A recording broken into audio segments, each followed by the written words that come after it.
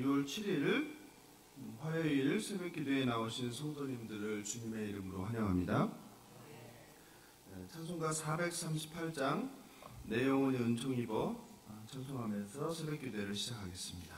찬송가 438장입니다.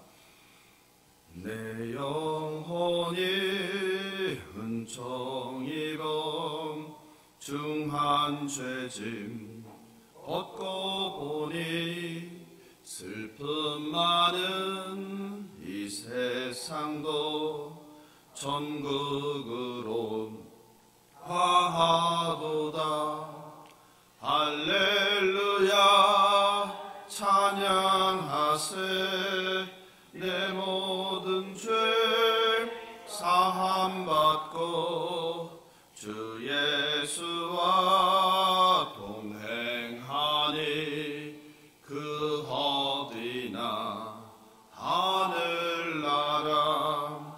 주의 얼굴 뵙기 전에 멀리 뵈던 하늘나라 내 맘속에 이루어지니 날로 날로 가깝도다. 할렐루야 찬양하세. 내 모든 죄 사함받고 주 예수와 동행하니 그 어디나 하늘나라. 높은 산이 거친 들이 조막이나 궁궐이나 내 주 예수 모신 곳이 그 어디나 하늘나라. 할렐루야 찬양하세. 내 모든 죄 사함받고 주 예수와 동행하니 그 어디나 하늘나라. 오늘도 하루의 첫 시간을 주의 전에 나와서 하나님께 찬양하고 기도하고 하나님께 말씀을 듣게 하심을 감사하며 하나님께 이 시간 꼭 필요한 생명의 말씀을 달라고 우리의 기도와 마음의 할례를 달라고 예수 한번 부르고 기도하겠습니다. 예수여. 하나님 아버지 감사합니다. 또 오늘 하루를 하나님께서 허락하셔서 주의 전에 나와서 시작합니다. 하나님, 오늘 이 시간에 우리에게 꼭 필요한 생명의 말씀을 주시옵소서. 생명의 말씀을 통하여 우리의 영이 새롭게 되게 하시고 우리가 오늘을 살아갈 이유가 무엇인지를 깨달아 알게 하여 주시옵소서. 오늘은 예루살렘 성전에 대해서 나눕니다. 하나님의 임재의 상징이었던 예루살렘 성전이 무너졌을 때 아버지 그것을 통해서 우리에게 하나님께서 무엇을 말씀하시는지를 우리가 꼭 깨달아 아는 시간 될 수 있도록 은혜를 베풀어 주시옵소서. 감사하며 생명 되신 예수님의 이름으로 기도합니다. 아멘. 오늘 주실 하나님의 말씀을 함께 보겠습니다. 마태복음 24장 1절 2절입니다. 오늘은 짧으니까 같이 합독하겠습니다. 마태복음 24장 1절 2절입니다. 예수께서 성전에서 나와서 가실 때에 제자들이 성전 건물들을 가리켜 보이려고 나아오니 대답하여 이르시되 너희가 이 모든 것을 보지 못하느냐? 내가 진실로 너희에게 이르노니 돌 하나도 돌 위에 남지 않고 다 무너뜨려지리라. 2절만 같이 한번 다시 읽어볼까요? 대답하여 이르시되 너희가 이 모든 것을 보지 못하느냐? 내가 진실로 너희에게 이르노니 돌 하나도 돌 위에 남지 않고 다 무너뜨려지리라. 아멘. 오늘은 특별히 예루살렘 성전에 대해서 함께 여러분과 알아보고 싶습니다. 성전은 오랜 이스라엘 역사 동안 하나님의 임재를 상징하는 거예요. 성전 이퀄 뭡니까? 하나님의 임재, 하나님이죠. 그러니까 하나님을 만나고 싶으면 어디로 가야 되는 거예요? 성전으로 가야 되는 거예요. 이게 이스라엘 백성들이 갖고 있는 생각이에요. 그래서 성전에서 무엇을 한 겁니까? 하나님께 제사를 드리는 거죠. 원래 하나님께서 이스라엘 백성에게 만들라고 했던 것은 성막이었죠. 성막. 그렇죠? 성막.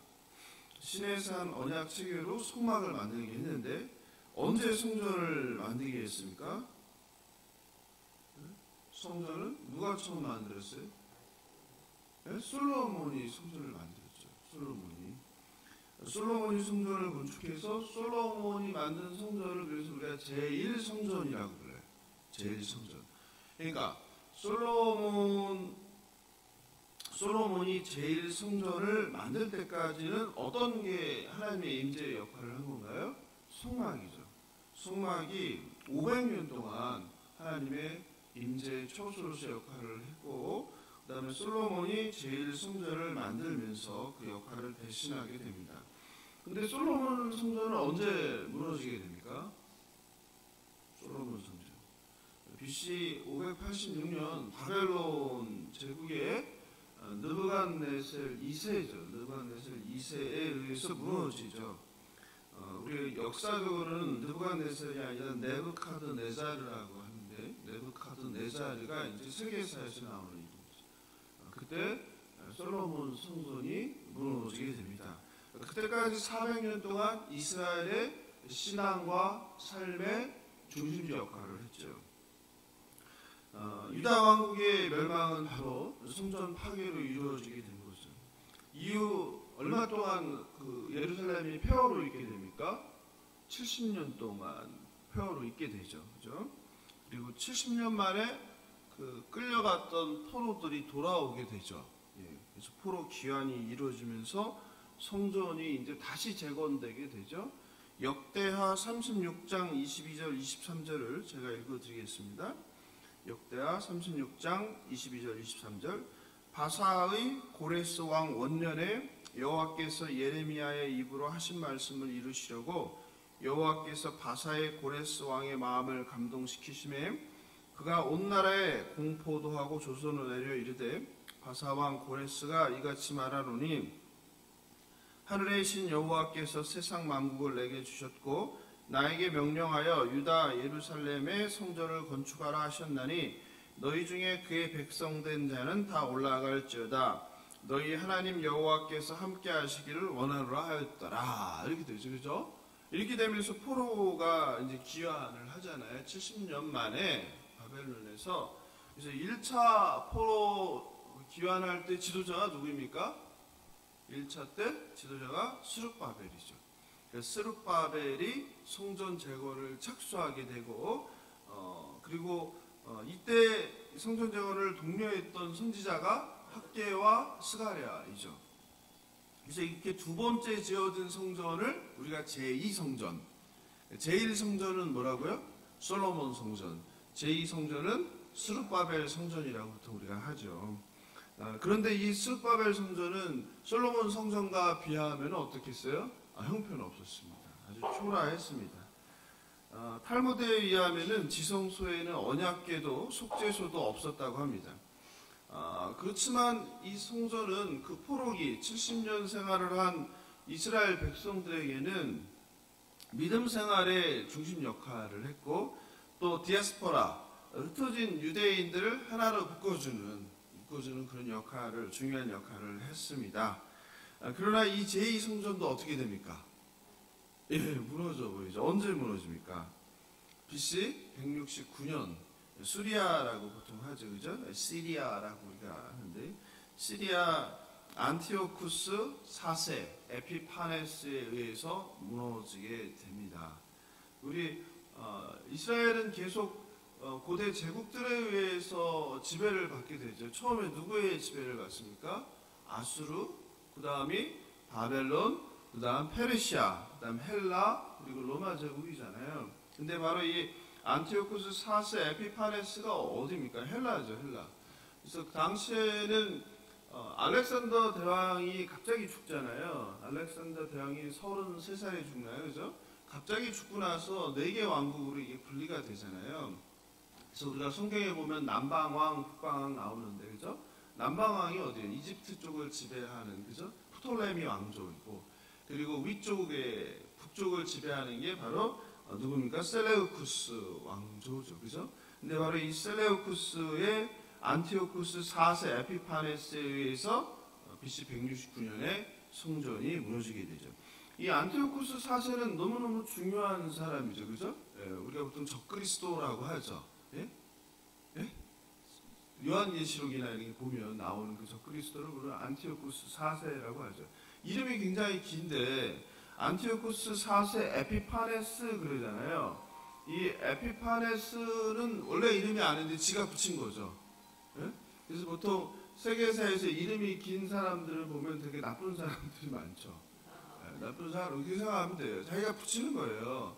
이 에피파네스라는 뜻이 뭐야? 신이 출현하다. 신이 출현하다. 그러니까 자기가 뭐라는 거예요? 내가 하나님이라는 거예요. 내가 신이라는 거예요. 그래서 아주 교만한 왕들이 보통 그렇게 붙인단 말이에요. 그래서 안티오쿠스 4세인데 거기다 에피파네스를 붙여서 안티오쿠스 4세 에피파네스. 그래서 학자들은 주로 요한계시록에 나오는 이 적그리스도가 바로 에피파네스 4세, 안티오쿠스 4세 에피파네스라고 합니다. 왜 그러냐면은 그 전에 제국들은 이스라엘을 점령하는데 어떻게 지배를 했어요? 그냥 괴롭히고 그러지 않고 뭐만 내면 됐어요? 돈만 잘 내면 됐어요. 세금만 잘 갖다 조공이라고 그러잖아요. 조공만 갖다 바치면 그 나라의 문화나 종교를 간섭했어요, 안 했어요? 하지 않았어요. 그러니까는 이스라엘이 자신의 유대교의 어떤 종교나 문화가 잘 유지되었는데, 근데 바로 문제는 뭐냐? 이 셀레우쿠스, 안티오쿠스 4세 에피파네스 더 뭐 한 거예요? 직접 통치를 한 거죠. 그래서 이스라엘에 뭘 바꾸려고 해요? 문화를 바꾸고 종교를 바꾸려고 하는 거예요. 그래서 우리가 보통 안티오쿠스 4세 에피파네스를 적그리스도라고 하는 거예요. 그래서 그 일환으로 무슨 짓을 했냐면 성전에다가 뭘 만들었어요? 이런 얘기는 처음 들으셨나요? 성전에다가 제우스 신상을 세웠어요. 있을 수도 없는 일이죠. 그리고 유대인들이 제일 가장하게 여기는 게 뭐예요? 돼지잖아요. 돼지거든요. 돼지를 거기다가 제사로 드린 거예요. 그리고 유대인들에게 중요한 할례잖아요. 할례를 못하게 하고, 그리고 거기다가 성전에다 헬라 제국이 되게 좋아하는 게 그 목욕탕이잖아요. 그리스 목욕탕을 만들고, 그리고 안식일을 금지하고 종교를 탄압하는 거죠. 완전히 탄압, 종교 말살 정책하는 거죠. 그죠? 야훼를 숨기지 못해. 그 전에 이런 일이 없었던 거예요. 그래서 예루살렘 성전을 파괴한 것뿐만 아니라 더럽히게 되었습니다. 그러니 이렇게 그전 어떤 제국이 지배했을 때도 이런 일이 없었는데 이스라엘의 문화와 그리고 종교까지도 이렇게 잡아먹기 위해서 제국의 종교와 문화를 바꾸려고 하니까 뭐가 생기겠어요? 그렇죠. 예, 저항이 생긴 거예요. 저항. 그래서 마따디아라고 들어봤어요? 마따디아도 들어보셨나요? 그래서 이 안티오쿠스 4세 에피파네스가 예루살렘에서만 한 게 아니라 지방을 돌아다니면서 그 짓을 한 거예요. 절을 하게 하고 돼지고기를 바치게 하고 하니까 돌아다니다가 다름 아닌 그 마따디아가 화가 난 거예요. 그래서 화가 나서 어떻게 한 거예요? 그때 군인들을 전부 다 칼로 베어 죽여버린 거예요. 난리가 났죠. 그래서 이거를 우리가 보통 뭐라고 하면 마카비 전쟁이라고 해요. 마카비 전쟁 또는 마카비 혁명 뭐 이렇게 보통 이야기합니다. 들어보셨나요? 이거는? 이것도 못 들어보셨나요? 예. 굉장히 중요한 일인데요. 그래서 이 마카비 혁명이 통해서 무슨 일이 벌어졌냐면 바로 이스라엘이 독립을 하게 되는 거예요. 엄청난 일이죠. 그래서 이 마카비 혁명으로 왕조가 세워지게 되는데 그게 바로 하스몬 왕조라는 거예요. 하스몬 왕조 들어봤죠? 하스몬 왕조는 되게 중요하잖아요. 그 예수님 탄생 때랑 연결되는 왕조잖아요. 예, 그래서 하스몬 왕조가 생겨나고 이후 한 80년 동안 이스라엘을 독립국가로 유지하게 되는 것입니다. 그래서 어쨌든 간에 이 마카비 가문이 일어나서 이스라엘의 독립을 쟁취하게 되고 그리고 나서 성전을 다시 이제 정화하게 됩니다. 그런데 BC 63년경에 로마 장군 폼페이우스, 그러니까 예수님 태어나기 60년 경이죠. 이때 제2성전이 다시 이제 파괴되게 됩니다. 이해되죠? 여기까지가 이제 제1성전, 제2성전의 이야기입니다. 그리고 이제 이때 다시 이제 무너졌던 제2성전을 고치고 세우는 사람이 등장하는데 이게 누굽니까? 그 유명한 헤롯 대왕이에요. 헤롯 대왕, 그래서 이걸 제3성전을 헤롯 성전이라고 부르는 거예요. 우리 성경책 보면 많이 나오잖아요. 그래서 그 제3성전이 헤롯 성전이다. 그럼 헤롯 대왕은 왜 그거를 세우게 됩니까? 유대인들의, 자신이 통치하고 있는 나라의 유대인들의 마음을 얻고 싶은 거죠. 인기를 얻고 싶은 거죠. 유대인에게 가장 중요한 건 성전이잖아요. 그러니까 그 성전을 건축해 줌으로 인해서 유대인들의 환심을 얻는 거죠. 통치자로서. 그러니까 우리도 선거 때면 정치인들이 표를 얻기 위해서 뭐예요? 내가 이거 해줄게, 저거 해줄게 하잖아요. 그거 보면은 저는 가끔 그런 생각이 들어요. 어떤 생각이 드냐면 자기 돈이 아니에요.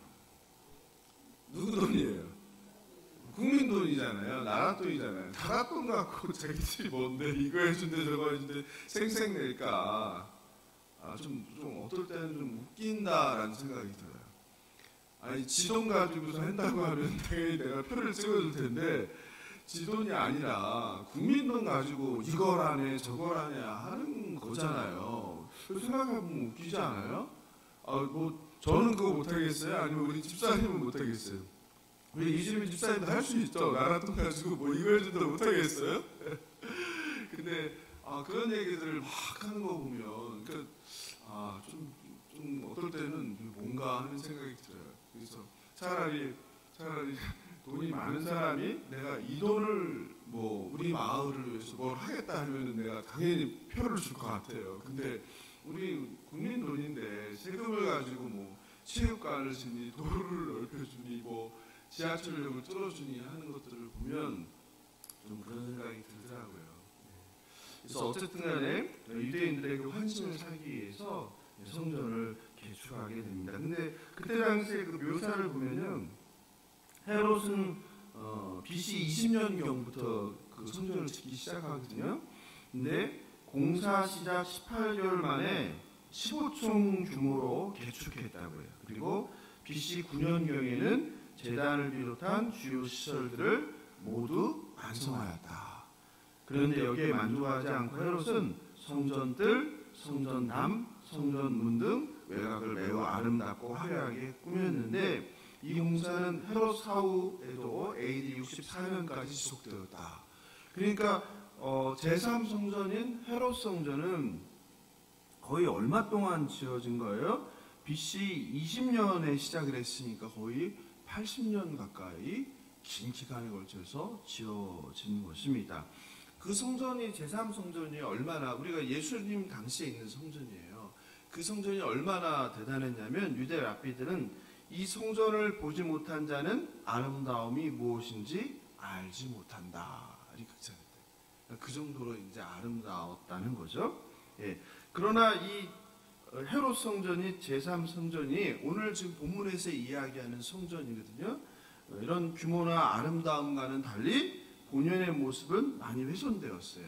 우리가 예수님께서도 성전에 가서 뭐 하셨어요? 성전을 정화했죠. 왜? 만민을 위한 기도하는 집이 뭐가 되었다? 장사치의 소굴, 강도의 소굴로 변해버렸다. 그래서 성전을 뒤집어 엎어버리셨잖아요. 바로 실제로 본연의 모습을 잃어버리고 로마의 지배하에서 정치적 영향력을 강하게 받고 있던 대제사장은 왕이나 총독이 임명하는 경우가 많았다고 합니다. 또 절길 때 예루살렘을 순례하는 많은 유대인들은 성전을 거점으로 그곳에서 폭동을 일으키기도 했다고 합니다. 그래서 성전 정화 사건에서도 드러났지만 당시에 로마군만 한 500명이 성전에서 경비를 쓰고 있었다. 그 이유가 바로 그거예요. 그래서 학자들은 이상하게 생각하죠. 500명의 그 병사들이 있었는데 예수님께서 어떻게 그 난리를 칠 수가 있었을까, 이런 이야기를 하는 학자들도 있습니다. 어쨌든 그랬던 성전인데 오늘 본문을 한번 다시 볼까요? 오늘 본문 2절을 다시 읽어보겠습니다. 뭐라고 합니까? 대답하여 이르시되 너희가 이 모든 것을 보지 못하느냐? 내가 진실로 너희에게 이르노니 돌 하나도 돌 위에 남지 않고 다 무너뜨려지리라. 아멘. 이 성전이 무너질 거라고, 이렇게 거의 80년에 걸쳐서 지은 아름답고 튼튼하고 화려하고 거대한 이 성전이 돌 하나도 남지 않고 어떻게 된다? 무너져 버린다 라고 예언하셨어요. 그런데 실제로 그게 됩니까? 안 됩니까? 무너졌죠. 70년에 AD 70년 로마 장군 디도라고 나오는데 원래 이름 티투스라고 그래요. 티투스가 예루살렘을 함락하면서 돌 위에 돌 하나도 남지 않을 정도로 성전을 철저하게 파괴합니다. 그게 마태복음 24장 2절에 보면 나오죠. 그죠? 이때 예루살렘 성을 7개월 동안 포위했다고 합니다. 그리고 불을 질렀습니다. 그러니 포위를 7개월 동안 했으니 성 안에 먹을 게 있었겠어요? 없었겠어요? 거의 다 바닥났겠죠. 굶주린 사람들이 인유까지 먹었다고 합니다. 이로써 예수님의 예언대로 주 70년 헤롯 성전도 무너져 내렸습니다. 그럼 제1성전이었던 어떤 성전이요? 솔로몬 성전은 어떻게 됐습니까? 무너졌습니다. 그리고 스룹바벨이 재건했는데 제2성전도 어떻게 되었습니까? 무너졌습니다. 그리고 헤롯이 다시 지은 헤롯 성전 제3성전도 AD 70년에 무너졌습니다. 이렇게 성전이 다 무너져 내렸습니다. 성전은 뭐의 상징입니까? 하나님의 임재의 상징입니다. 그러므로 성전이 무너진다는 것, 사라진다는 것은 이스라엘에게는 하나님이 무너지는 것입니다. 그런데 하나님이 무너질 수 있습니까? 없습니까? 절대 무너질 수 없습니다. 그러므로 이스라엘 사람들은 무슨 생각을 하고 있었어요? 성전은 절대 무너지지 않는다. 사라질 수 없다. 그런데 오늘 예수님께서 무슨 예언을 하세요? 이 성전이 무너져 내릴 것이다. 그러니 제자들이 그 얘기를 듣고 얼마나 놀랐겠습니까? 그렇죠? 그러나 예수님의 말씀대로 70년에 예루살렘 성전이 무너져 내렸습니다. 이렇게 예루살렘 성전, 솔로몬 성전, 스룹바벨 성전, 헤롯 성전이 모두 다 무너져 내렸습니다. 이 땅에 영원한 것은 아무것도 없습니다. 그러나 중요한 것은 성전이 무너진다고 하나님이 무너지는 것은 아닙니다. 성전과 하나님을 동일시한 이스라엘의 성전 신학이 무너진 것입니다. 이해되시죠? 그럼 성전이 하나님의 임재의 상징이었던 성전이 무너졌다는 것은 바꿔 말하면 오늘날 교회는 영원하겠습니까? 하나님의 교회는 영원하죠. 하나님의 교회는 영원하지만 인간이 만든 교회는 영원할 수 없다는 것을 의미합니다. 오늘날 안타깝게도 교회를 우상화하는 경우가 많습니다. 그러니까 잘 들으세요. 교회도 뭐가 될 수 있다?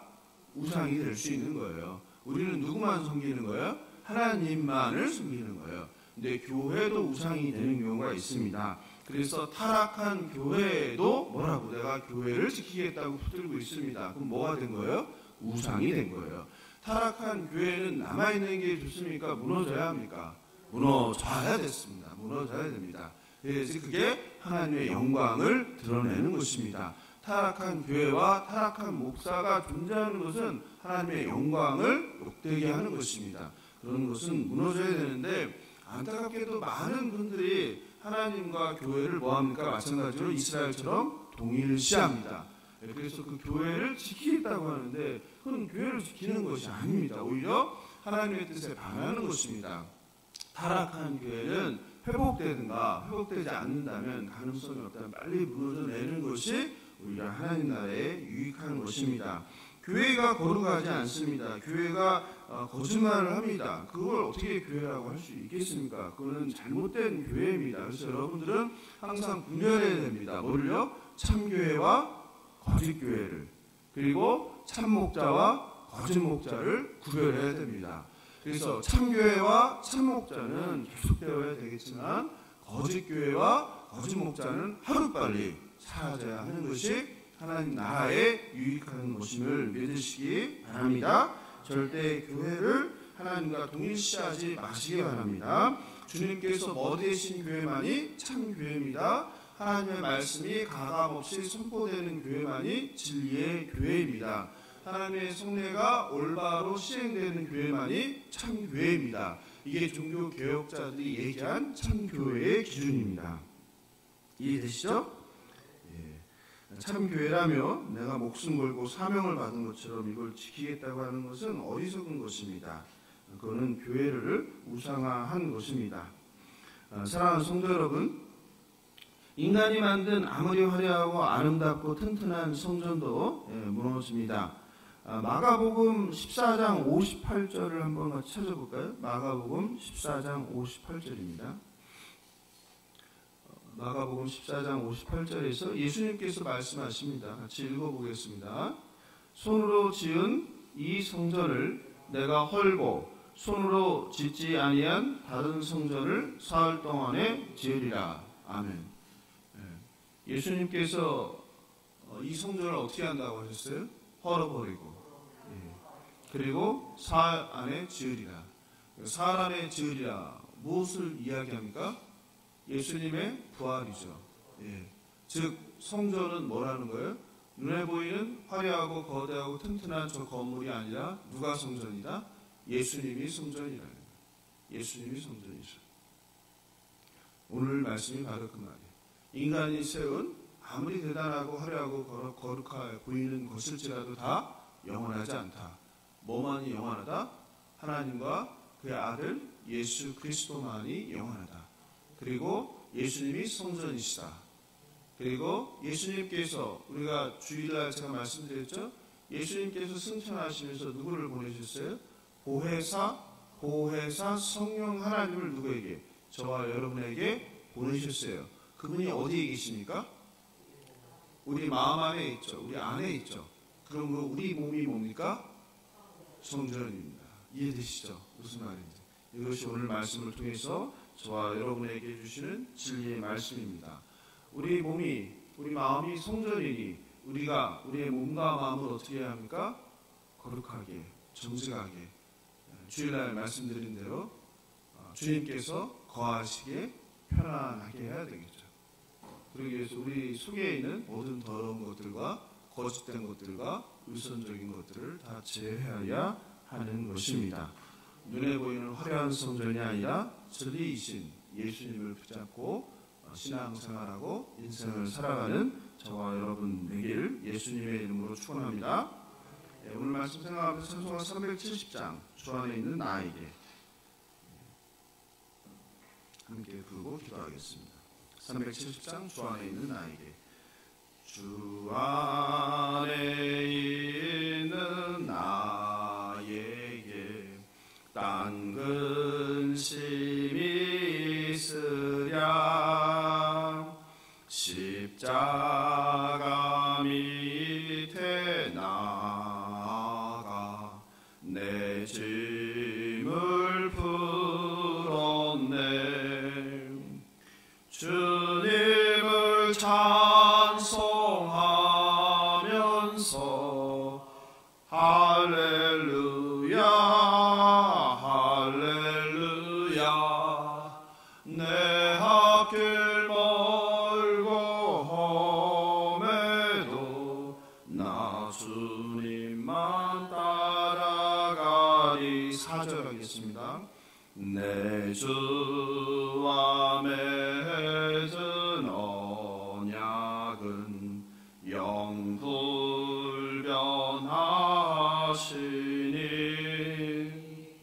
그 나라 가기까지는 늘 보호하시네.